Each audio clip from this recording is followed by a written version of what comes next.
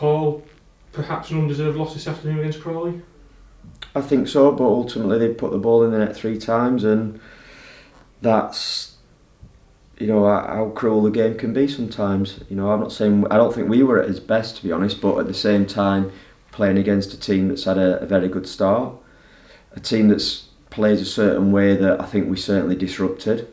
They had moments and signs of it, but I haven't witnessed them play as many long balls as what they did today, certainly in that second half. We pressed them well from the off, got on top of the game, and obviously got ourselves in front. And then, unfortunate in terms of their first goal, I think that's clearly a cross that sailed into the net. But to concede a second so quickly, I think within 5 minutes they went from 2-0 down to 2-2. So clearly that's something that we're very unhappy about. And then second half, I thought if anyone looked like they were going to win it, it was ourselves. That was my feeling. But in the end, you know, Danilo scoring again, people just say you can't write it. Well, you can, can't you? Because how many times do you see that happen? Whether it's for ourselves, whether it's at other clubs, where, you know, a former player gets the goal, and the worst thing today was obviously how late it was and the fact it's a winner. But even then, we had a chance. I think there's a penalty there. Genuinely do. In terms of, pretty sure it was Donovan being pulled back. He does get his shot off, but he's clearly off balance. And then it falls to Harvey with a chance to perhaps equalise. He hits it, keeper makes a save, he goes up and then collects it. So, yeah, very, very, well, it feels cruel. But at the minute, we seem to be just coming out the wrong side of, like, maybe incidents, situations, and some games I feel we should have won, we've drawn, and you know, today obviously a loss when at worst we should have been at least talking about taking a point. So frustrating, very frustrating to lose that home record, you know, so late in the game like that. It was probably quite a frustrating afternoon in terms of the noises coming from the crowd, as well with some of the decisions out on the pitch. But that was for both sides, wasn't it? Both sets of staff were pretty frustrated, weren't they? I think they were. You know, I've just said there that it should never be the case that a home team's favoured more than an away. Of course it shouldn't. But I think we've often seen that. I felt that happened last week. And today, I think you said they were decisions certainly both sets of staff were frustrated with, but there was certainly a period where, like, the crowd let the officials know, where it didn't feel like we were getting many of those decisions that I think on another day you probably would. You know, the referee said he's tried to let a lot of things go, and I think we would all like to try and see a game not disrupted so much. But at the same time, I just thought there was some odd decisions made or non-decisions made. But you know, I'm not going to use that as an excuse for the defeat. What I would say is it's a major decision that gives us a good opportunity to equalise. You know, we said they scored at the death. That would have been right at the death. That we don't get. I think one of the decisions, Camille was quite baffled when he got a yellow card in the first half. Looking at his reaction towards the main stand, and you brought him up in the second half. Is that just avoiding the second yellow, or is there an issue there? Yeah, there was a little bit of I think he committed another foul. I don't think it's a booking, but no surprise that their players are, you know, trying to let the referee know that. No issues with that. We'd be doing the same, or should be doing the same. How, you know, irrespective of whether it was anything like a yellow card, which it wasn't. The first challenge I'm not sure about, I'll be honest.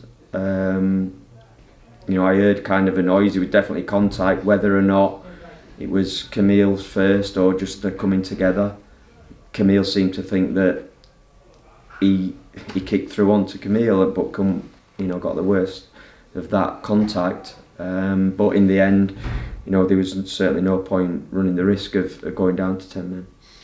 In the opening half an hour, when we looked pretty strong, went 2-0 up, there was a few other opportunities, wasn't there, with a bit of sloppy play from Crawley. Were you a bit frustrated not to get in front sooner? A little bit, I must admit. Early on, you think you're forcing some mistakes, but not quite taking advantage of them. I think we had a few shots at goal from forcing mistakes or hurrying their play and winning the ball back out of the pitch, which is something we feel that we're good at and can do. But I guess in the end we still got rewards from a decent start. But at the minute that seems to be the story that's happening, where we go in front, but not and I say holding on sounds as I don't want us just to be defensive. That'll never be the case, and certainly when it's half an hour into a game, it's be foolish just to say, let's sit back and protect a 2-0 lead. I think the way they play, they take chances. Said that before the game, and at one stage it did get a bit like a basketball game, but I felt like we had some situations. Issa's broke a couple of times, Harry's broke and had a shot in that second half, but we didn't quite take advantage of it. So we ultimately go home disappointed. Looking at a couple of positives from today, you were able to welcome Abbo back into the starting 11, and Otis got his first start of the season. Donovan Wilson came off the bench as well. Must be good to have options coming back in the forward area of the pitch. Yeah, I think we need them. It's something we haven't quite had everyone fit. Now that's again, not crying about that happens, but that is the reality of it. If everyone's fit, then Alex Hunter's missed out again today. Evan Corey's injured, so not in terms of that making a decision, but we've clearly going to have more than 18 players to pick from. If we can get everyone fit, that becomes extremely difficult. But much rather have those attacking options available and everyone fit and tough decisions to make. Pleasing with Donovan, I thought he did a couple of things when he was on that maybe not his most obvious asset in my view, but he kind of backed in some defenders as he did for that decision that I spoke about. I think he's backed in and he's rolled the defender, and I think he's then being pulled as he looks to shoot.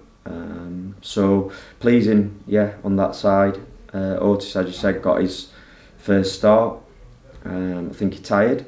Again, no big surprise there, but I think just having been asked the question, if people couldn't see he was tired, then I'm surprised at that. I thought it was blatantly obvious, but again, he'll be better for them minutes. With Donovan, do you envisage it being similar to how you brought Rakil back before the couple of starts by just eking it up, or is that a wider discussion that needs to be had at the minute? I think the reality is, from how long he's been out, that's got to be the obvious way to do it. I think we again got to be careful. We want to get that work into him on the training ground, and we will. And obviously each session he takes part in, he's going to contribute to him getting ready to be able to start games. But I think at the minute that would be too soon. He's only just back, as you just alluded to. That's his first start. To then suddenly jump to starting, I think that's a big ask. If he was out for a week, that's totally different. But that's his first football from pre-season. So that's been some time. So I think we got to be sensible in our approach with him, which we will be. But hopefully, like I said, each session he takes part in, and he'll be glad, I'm sure, to be out there, albeit not in terms of the result. But we want people like Donovan available to us.